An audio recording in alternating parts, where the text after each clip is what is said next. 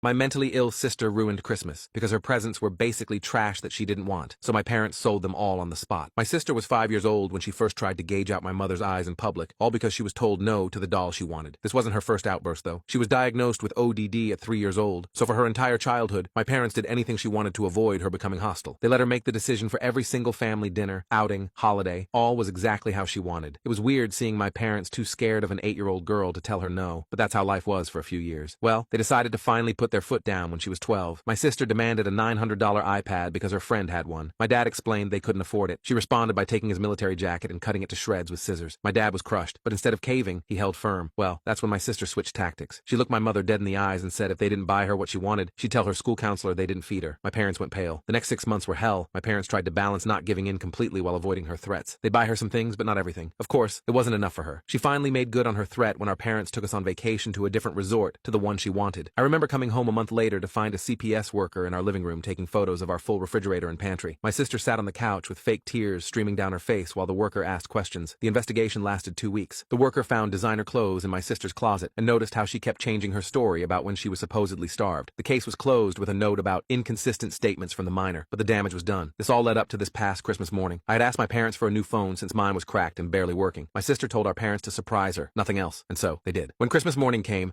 I unwrapped an iPhone 13, as well as a few small things like socks and deodorant. But then it came my sister's turn, and she got a small Louis Vuitton bag, Gucci perfume, the shoes she'd been eyeing for weeks, even a professional makeup palette. Yet each time she opened something, she'd roll her eyes and toss it aside like it was garbage. After all the gifts were opened, she didn't even say thank you. Just went upstairs and came back 25 minutes later with her phone calculator out. She'd looked up every single price and added them up. Then she looked up my phone's price. Her total was $75 less than mine. She stood there yelling about how this was proof she was the black sheep in this house, and I was the spoiled golden child who always gets everything. She had the audacity to go in the kitchen while Mom was cooking Christmas dinner and try to take the wallet out of Mom's pocket to find $75 in cash to make it even. My parents, who by this point were totally sick of her, refused to do it. Mom told my sister she wasn't getting money and there would be consequences if she tried. Well, my sister's face immediately turned red. She screamed that her presents were basically trash that she didn't want anyway. Before anyone could even react, she grabbed my new phone off the coffee table and spiked it against the wall like a football. The screen shattered and pieces flew everywhere. The room went silent. My dad stood up slowly. He's a big guy and a former Navy SEAL who never raises his voice. When he yelled her name, I swear the walls shook. It was the first time I have ever seen her afraid of consequences. She ran to her room and slammed the door. I picked up the pieces of my phone, almost crying, while my parents began whispering intensely in the kitchen. Well, about an hour later, they came out of the kitchen with determined looks on their faces. They went to where my sister's presents were still scattered on the living room floor and started gathering them up. I asked them what they were doing, and they said what they should have a long time ago. Before I even knew what was happening, they were listing all of the items on the Facebook Marketplace. Within 3 hours, everything was gone. The bag sold instantly. Someone drove an hour for the perfume. They'd made back every penny plus some extra from the designer items selling above retail. My sister was still upstairs, and so they called her down. She came down holding a pair of scissors, which my dad physically forced her to hand over by restraining her and taking them. This happened in the hallways, meaning she was already furious. And that's when she walked into the living room. She saw that her presents were gone, and there was a stack of cash on the table. But there was also one more thing, a website on the computer screen. Treatment facility for difficult teenagers. What the hell is— Shut the F up and listen, Dad interrupted her. This is where you'll be spending the next 3 months starting next week. My sister's face went pale. And this stack of cash on the table is to cover the phone you broke. Now pick it up, hand it to my name, get the F upstairs, and don't come down until you're told. He didn't move. Her hands clenched into fists at her sides, knuckles turning white. The scissors Dad had taken from her left, a red mark on her palm from how tightly she'd been gripping them. You can't send me away, she said, voice low and dangerous. I'll tell everyone you abuse me. Dad crossed his arms. Go ahead. We've documented everything. Every threat, every lie, every manipulation. The CPS report is on file showing your inconsistent statements. Her eyes darted to the cash on the table. Before anyone could react, she lunged forward, knocking the laptop off the table. It crashed to the floor, the treatment facility website still glowing on the cracked screen. I tried to grab the money first, but her nails raked across my face. Sharp pain shot through my cheek as blood welled up from 3 deep scratches. Dad moved fast, grabbing her wrists and pulling her back while she thrashed and screamed. Mom rushed to the kitchen and came back with paper towels for my face, then picked up her phone. Yes, hello? This is Catherine Williams. We spoke last week about enrolling our daughter. Mom's voice stayed calm despite the chaos. I wanted to confirm the intake date for January 2nd. My sister went rigid in Dad's grip. Her face drained of color as she heard Mom continue. Yes, we'll have all the paperwork ready. The transport team arrives at 8 a.m. Perfect. When Mom hung up, my sister's whole body started shaking. Not from fear, but from pure rage. Dad released her wrists and stepped back, ready to grab her again if needed. Get upstairs, he said. Now. She backed toward the stairs, never taking her eyes off us. You'll regret this, she whispered. All of you. The next morning, she didn't come down for breakfast. Mom left a plate outside her door,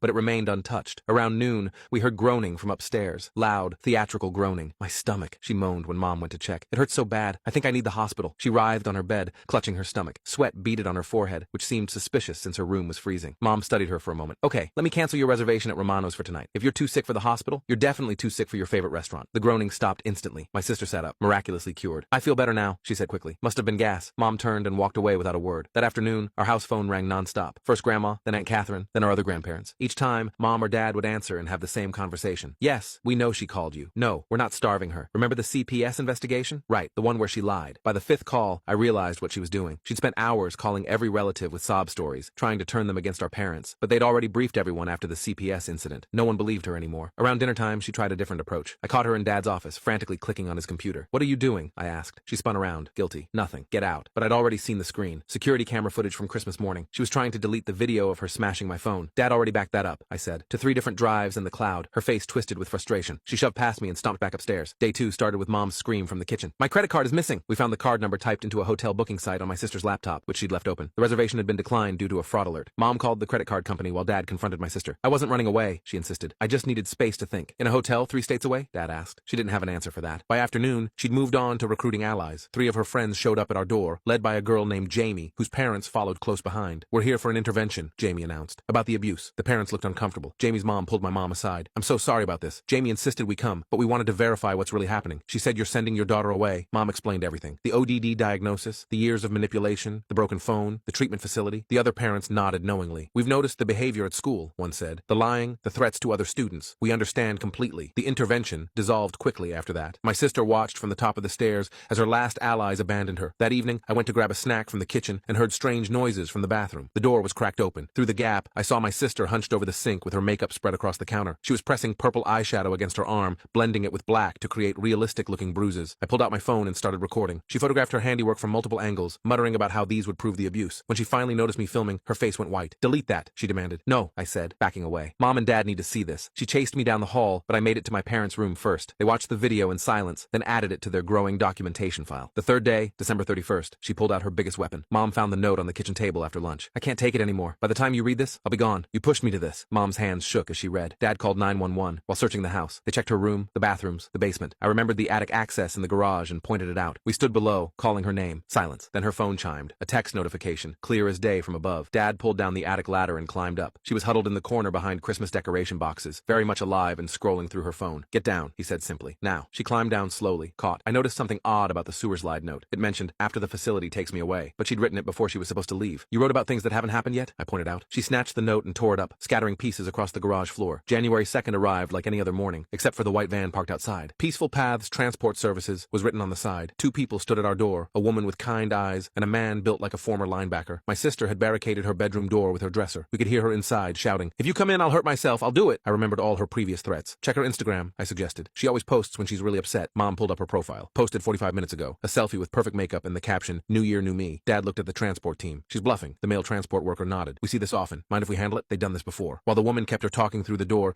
the man quietly removed the hinges. The door lifted away cleanly, revealing my sister pressed against her dresser. "No!" she screamed. "Help! Someone help! They're kidnapping me!" She ran to her window, throwing it open. Our neighbors, the Benjamins, were in their yard. "Call the police!" she yelled. "They're taking me against my will!" Mr. Benjamin looked up, saw the transport van, and simply went back inside. They'd lived next to us for 10 years. They knew. The transport team remained calm, packing her belongings while she raged. As they let her outside, she pulled out her final card. "Look," she showed the woman her phone. "These are bruises from where they hit me." The woman studied the photos professionally. "Those are makeup," she said gently. "We can tell the difference. We've seen this hundreds of times." My sister's face crumbled. For the first time in years, real tears fell. Not manipulation, not performance. Genuine tears as reality crashed down. She was actually leaving. Her actions had consequences. The games were over. She looked back at the house as they helped her into the van. Mom and Dad stood firm in the doorway. I watched from the living room window as the van pulled away, feeling a strange mix of sadness and relief. That afternoon, my parents sold the last of her gifts online. The money covered my phone replacement with enough left over to start a therapy fund for when she returned. The house felt different, quieter, but somehow more alive. We ate dinner at the table instead of in separate rooms. We watched a movie together without anyone screaming about the selection. For the first time in over a decade, we felt like a family. The peace lasted exactly 4 hours. That's when the first email arrived. Mom's laptop dinged while we were still cleaning up dinner plates. She opened it casually, then her face went pale. Dad leaned over to read, and his jaw tightened. "What is it?" I asked. Mom turned the screen toward me. An email from my sister's account, sent from her phone. The subject line read, "Evidence of abuse. Please help." Below were the fake bruise photos she'd taken, along with a lengthy message detailing supposed years of physical and emotional torment. The recipient list made my stomach drop. Every teacher at her school, the principal, 3 different CPS offices, and what looked like dozens of random child advocacy organizations. Dad immediately called the transport team. The woman who answered sounded unsurprised. "She still has her phone?" Dad's voice was strained. "We thought you'd confiscate it. We don't take personal items during transport," she explained. "But don't worry, we've already contacted the facility. They're aware of the emails and will handle it appropriately when she arrives." Handle it appropriately. Those words offered little comfort as Mom's laptop continued dinging with responses. Most were automated replies, but a few concerned teachers members wrote back asking for clarification. Mom spent the next 2 hours crafting careful responses, attaching the video I'd taken of my sister applying the makeup and referencing the previous CPS investigation. The next morning brought a new crisis. Dad discovered his business credit card was missing from his home office. A quick check of the account showed attempted charges at 5 different hotels, 3 car rental agencies, and bizarrely, a wedding dress boutique. All declined thanks to security protocols, but the pattern was clear. She was trying everything possible to escape. How did she even get the card? Mom wondered aloud. I remembered something. Yesterday morning, when you were confirming the transport arrival time, she asked to use the bathroom, the one connected to Dad's office. Dad rubbed his temples. She must have grabbed it then, probably planned to use it during transport. We spent the morning on hold with various companies, explaining the situation and adding extra security measures. Each conversation felt like reliving the nightmare. Yes, our teenage daughter stole the card. No, we don't want to press charges. Yes, we're getting her help. Around lunch, our doorbell rang. A woman in a suit stood on our porch, holding a tablet and looking concerned. Mr. and Mrs. Williams, I'm Sarah Chen from Child Protective Services. We received some concerning emails last night. My parents exchanged exhausted looks. Mom invited her in, and we went through the whole story again. The ODD diagnosis, the previous false report, the treatment facility, the makeup bruises. Ms. Chen took notes, asked to see the video evidence, and examined the documentation my parents had been collecting for years. I appreciate your transparency, she said finally. Given the previous investigation and the evidence you've shown me, I'm marking this as a follow-up to the closed case, but I am required to do a home inspection and interview each family member separately. The inspection took 3 hours. She photographed every room, checked our food supplies again, and asked me detailed questions about home life. I told her everything. The years of walking on eggshells, the Christmas morning explosion, the scratches still healing on my face. She documented those too, noting they were clearly defensive wounds. One more thing, Ms. Chen said as she prepared to leave. Your daughter sent emails to multiple agencies. You might receive more visits over the coming days. I'll add notes to the system about what I found, but each agency operates independently. She was right. Over the next 4 days, we had 2 more CPS workers, a police officer following up on a kidnapping report, and even a private investigator hired by someone my sister had convinced online that she was being trafficked. Each visit meant retelling the story, showing the evidence, explaining the situation. Our neighbors started asking questions about all the official vehicles in our driveway. The facility finally called on day 5. My sister had arrived safely, but was refusing to participate in intake procedures. She'd barricaded herself in the assessment room and was demanding to speak to a lawyer. This is actually quite common, the intake coordinator assured my parents. We have protocols for this. She'll be assigned a patient advocate who will explain her rights and the program structure. Most residents accept the program within 48 hours once they realize the alternative is a longer stay. But my sister wasn't most residents. The next update came 2 days later. She'd convinced 3 other new residents that the facility was illegally holding them and organized what the coordinator delicately called a disruption. They'd refused to attend group therapy and staged a sit-in in the cafeteria. We've seen this before too, the coordinator said, sounding less confident than before. We're implementing individual intervention strategies. Mom hung up, looking drained. Maybe we made a mistake. Maybe she needs a different type of help. No, Dad's voice was firm. This is exactly why she needs to be there. She can't manipulate her way out of consequences anymore. The calls from family members started again that evening. This time, she'd managed to contact them from another resident's phone. The stories were more elaborate now. Forced medication, solitary confinement, denial of basic necessities. Aunt Catherine called in tears, begging my parents to reconsider. She sounded so scared, Catherine said over speakerphone. Are you sure this place is legitimate? Mom pulled up the facility's website, showing their accreditation, success stories, and transparent policies. They don't use solitary confinement. They don't force medication. She's lying, Kath, just like she lied about us not feeding her. But what if this time is no different, Dad interrupted. She's doing what she always does, and everyone falling for it is exactly why she never learned to stop. Catherine hung up, unconvinced. Within an hour, she'd posted on Facebook about her poor niece trapped in an abusive facility. The comments section exploded with outrage from people who didn't know the full story. Mom's phone buzzed with notifications until she had to turn it off. I watched my parents age years in those few days. They barely slept, constantly checking their phones for updates from the facility or new crises to manage. Dark circles formed under their eyes. They jumped every time the doorbell rang, expecting another official visit. On day 8, everything escalated. The facility called with news that my sister had filed a formal complaint with the state licensing board. She'd somehow memorized the complaint hotline number and convinced a staff member she needed to make a private phone call for a family emergency. The state will investigate, the coordinator explained. It's routine when complaints are filed. We're confident in our practices, but I wanted you to be aware. That same afternoon, a process server knocked on our door. My sister had managed to contact a legal aid organization and file for emergency custody modification, claiming she was being held against her will and requesting to be placed with Aunt Catherine instead. Dad laughed bitterly as he read the papers. She's 16. She can't file for custody modification. The process server shrugged. I just deliver them, sir. You'll want to contact a lawyer. So they did. The lawyer, a tired-looking woman named Ms. Martinez, reviewed everything and shook her head. The filing is nonsense, legally speaking, but you'll still need to respond. And if your sister-in-law is willing to take custody, she's not, Mom said firmly. Catherine lives in a studio apartment and works 60 hours a week. She's just emotional right now. Then this should be dismissed quickly. But I recommend documenting everything. Every call, every email, every interaction. As if we weren't documenting enough already. Mom started a new notebook specifically for post-facility communications. By the end of the first day, she'd filled 10 pages. The facility called again on day 10 with good news and bad news. The good news, my sister had finally agreed to participate in the program after realizing her protests weren't working. The bad news, she'd made allegations about another resident that triggered a mandatory investigation. We have to take all allegations seriously, the coordinator said, even when we suspect they're deflection tactics. I could hear the exhaustion in her voice. My sister had been there less than 2 weeks and was already wearing down professionals who dealt with difficult teenagers for a living. That night, I found Mom crying in the kitchen. She was reading through old photo albums, looking at pictures of my sister as a toddler before the diagnosis, before everything went wrong. She looked so happy here, Mom whispered, touching a photo of 3-year-old sister on a swing. What happened to that little girl. Dad wrapped his arms around her. She's still in there somewhere. That's why we're doing this. But doubt crept in as the days passed. More emails arrived from concerned strangers my sister had contacted. A child rights blogger picked up the story, painting my parents as monsters who locked away their daughter for breaking a phone. The comment section filled with threats and promises to save my sister. Someone leaked our address. Cars started driving slowly past our house. Passengers taking photos. One woman actually knocked on the door and accused my parents of child abuse to their faces. Dad had to threaten to call the police before she left. Maybe we should bring her home, Mom said one evening, exhausted after another confrontation with a stranger. This is destroying our lives. That's exactly what she wants, I said. Don't you see? She's doing the same thing she always does, just from farther away. If you bring her home now, she wins. And it'll be worse than before because she'll know she can break you. My parents looked at me in surprise. I rarely spoke up about my sister's behavior, usually just trying to stay out of the crossfire. But watching them suffer while she orchestrated chaos from 100 miles away made something snap inside me. She's been controlling this family since she was 5 years old, I continued. Every vacation ruined, every holiday destroyed, every family event turned into her show, and now, even locked in a facility specifically designed to help her, she's still pulling the strings. When does it end? Dad squeezed my shoulder. You're right, we can't give in now. The facility must have implemented new strategies because the chaos suddenly stopped. No calls for 3 days, no new emails or social media posts. The silence felt ominous after 2 weeks of constant crisis. When the coordinator finally called, she sounded cautiously optimistic. Your daughter has had a breakthrough, she said. She's participating in individual therapy and showing genuine engagement. Her therapist believes she's beginning to understand the impact of her behaviors. Mom gripped the phone tighter. Really? We're cautiously encouraged. She's written some letters as part of her therapy. Would you be open to receiving them? Reading them is entirely your choice. The letters arrived 2 days later. 3 envelopes, one addressed to each of us. I stared at mine for an hour before opening it. The handwriting was neat, controlled. The words felt rehearsed, hitting all the right therapeutic notes. She apologized for the scratches, acknowledged the pain she'd caused, took responsibility for her actions. It was everything you'd want to hear. It was also completely hollow. I'd lived with my sister for 16 years. I knew her real apologies, rare as they were, came with specific details and usually backhanded compliments. This letter could have been written by anyone to anyone. It was perfect, and that's how I knew it was fake. My parents wanted to believe. I could see the hope creeping into their eyes as they read their letters. Mom even smiled at one part. Don't, I warned. Remember the sewer slide note? She's good at writing what people want to hear. The coordinator called the next day to check if we'd received the letters. Mom mentioned they seemed positive. Wonderful, the coordinator said. Then, almost as an afterthought, oh, I should mention, your daughter has requested to add some approved phone numbers to her call list. Standard procedure after showing progress. She's asked to add her Aunt Catherine and 3 school friends. Would you approve those additions? Dad and I exchanged glances. Mom hesitated. I'm not sure that's a good idea yet, Mom said slowly. Of course, you know your situation best. She was quite insistent about the Ann in particular. Said she wanted to apologize for causing family drama. After Mom hung up, we sat in silence. The manipulation was subtle this time, almost elegant. Show progress, write apology letters, then immediately ask for access to the people most likely to help her escape. When denied, she could claim her parents were preventing her from making amends. She's getting smarter, Dad said quietly. 2 days later, Aunt Catherine called again. This time she was furious. I just got off the phone with the facility, she snapped. They said you refused to let her call me. She's trying to apologize and you won't let her. Catherine, Mom said patiently. Think about this. How did you know to call the facility? What?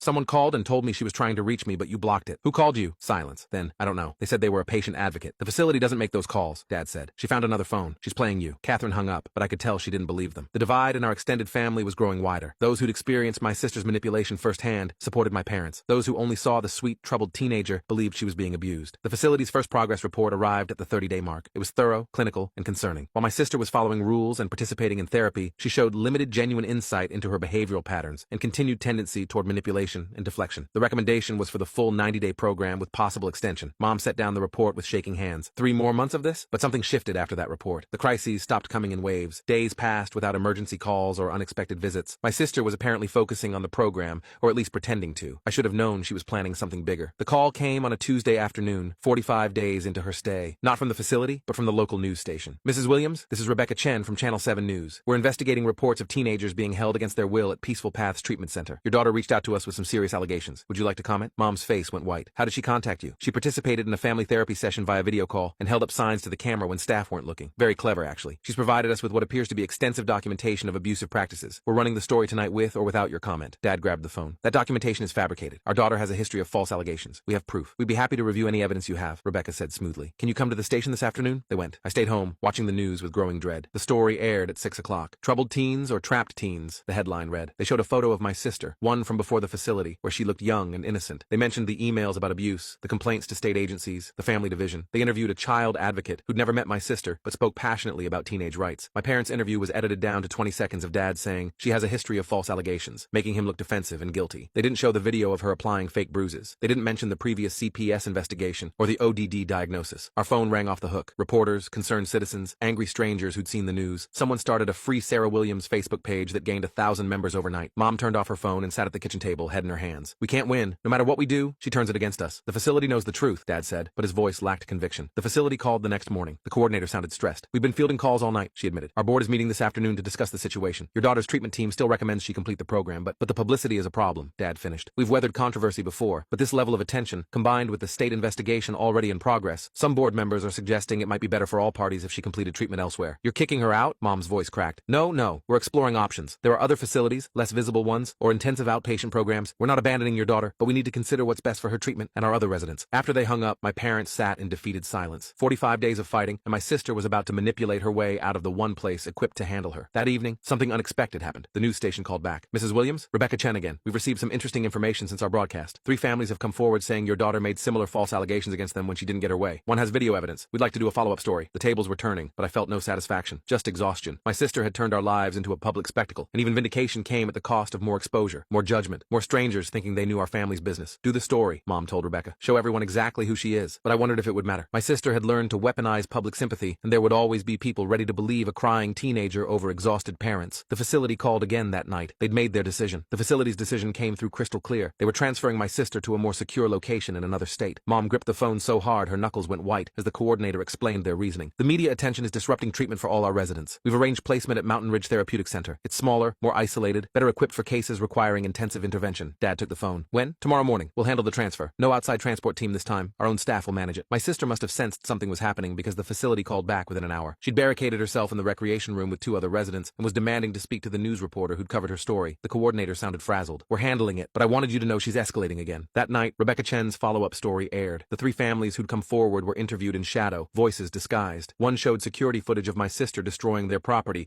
after they'd refused to buy her concert tickets. Another had recordings of her threatening their elderly grandmother. The 3rd family's story made my blood run cold. She'd accused their teenage son of assault when he'd rejected her romantic advances, nearly destroying his college prospects before video evidence cleared him. Our phone exploded again, but this time with apologies. People who'd attacked my parents online were backtracking. The Free Sarah Williams page lost half its members overnight. Several reporters called wanting to interview my parents about teen manipulation tactics. Mom refused them all. We're not turning our daughter into a cautionary tale for clicks. The next morning, chaos erupted at the facility. My sister had somehow gotten word about the transfer. The coordinator called at 6 a.m., voice tight with stress. She's on the roof, threatening to jump if we don't let her call her aunt. The police and crisis team are here. My hands shook as I listened to Mom's side of the conversation. Dad paced the kitchen, jaw clenched. We could hear sirens through the phone. 2 hours later, another update. They'd talked her down using a negotiator who specialized in adolescent crisis intervention. She'd been sedated and placed on one-to-one supervision until the transfer. This is exactly why she needs more intensive treatment, the coordinator said. Mountain Ridge has experience with extreme behaviors. They'll help her. But my sister wasn't done. That afternoon, while supposedly sleeping off the sedation, she managed to scratch a message into her arm using her fingernails. Help me. When the nurse discovered it during a routine check, my sister claimed staff had done it while she was unconscious. The facility immediately photographed the wounds, documenting that the angle and depth were consistent with self-infliction. They also pulled security footage showing no staff had entered her room during the time frame, but she'd already taken photos with a contraband phone and sent them to every contact she could find. Aunt Catherine showed up at our door that evening, hysterical. Look what they did to her! She shoved her phone in Mom's face, showing the scratched message. This is torture! Dad pulled up the facility's documentation on his tablet. Look at the angle, Catherine. Look at the security footage timestamps. She did this to herself. Catherine wouldn't listen. She threatened to file for emergency guardianship, to contact every news outlet in the country, to camp outside the facility until they released my sister. Go ahead, Mom said quietly. Add your name to the list of people she's manipulated. When she turns on you, and she will, remember this moment. Catherine stormed off, but I saw doubt creeping into her expression. The transfer happened at dawn. The facility called to confirm my sister was secured in the transport vehicle with 2 staff members and a nurse. She'd refused sedation, but was cooperating after being told the alternative was restraints. Halfway through the 8-hour drive, she convinced the nurse she was having an allergic reaction to something she'd eaten. When they stopped at a hospital, she locked herself in a bathroom and started posting on social media from another contraband phone. Being kidnapped right now. Interstate 80 near Millville exit. Black van license plate RMH4921. Please help. The posts went viral within minutes. Someone called in a kidnapping report. Police pulled over the transport van with GNs drawn while my sister filmed everything from the back seat, screaming about her rights. It took 3 hours to sort out. The officers reviewed the transport papers, facility documentation, and court orders. They spoke to my parents by phone, contacted the facilities, even called the judge who'd signed off on the treatment order. Meanwhile, my sister live-streamed the entire thing, painting herself as a victim of the system. When the police finally cleared the transport to continue, my sister's mask slipped. The officer's body cam caught her snarling at the staff, promising to destroy their careers, their families, their lives. That footage would prove crucial later. Mountain Ridge Therapeutic Center sat nestled in the mountains, 2 hours from the nearest town. No cell service, limited internet access, and staff trained in dealing with the most challenging cases. When my sister arrived, she immediately demanded to speak to a lawyer. Of course, the intake coordinator said calmly. We'll arrange a consultation within 72 hours, as per state regulations. She tried her usual tactics over the following days. Fake injuries, threats of self-harm, attempts to turn residents against staff. But Mountain Ridge had seen it all before. Their response was consistent, professional, and impossible to manipulate. On day 3, she made her biggest mistake. During a group therapy session, she accused a staff member of inappropriate conduct. The accusation was serious enough to trigger an immediate investigation, but Mountain Ridge had protocols. All sessions were recorded with consent forms, signed at admission. The video showed the staff member maintaining appropriate boundaries, while my sister grew increasingly frustrated that her manipulation wasn't working. It also caught her whispering to another resident about her plan to get rid of the therapist by making false accusations. The other resident, tired of being pulled into drama, reported the conversation. When confronted with the evidence, my sister exploded. She attacked the therapist, leaving deep scratches on his face before being restrained. That assault added criminal charges to her file. Mom and Dad had to fly out for the legal proceedings. I stayed home, fielding calls from relatives and dealing with the ongoing social media storm. The narrative was shifting, though. More families came forward with stories. My sister's pattern became undeniable.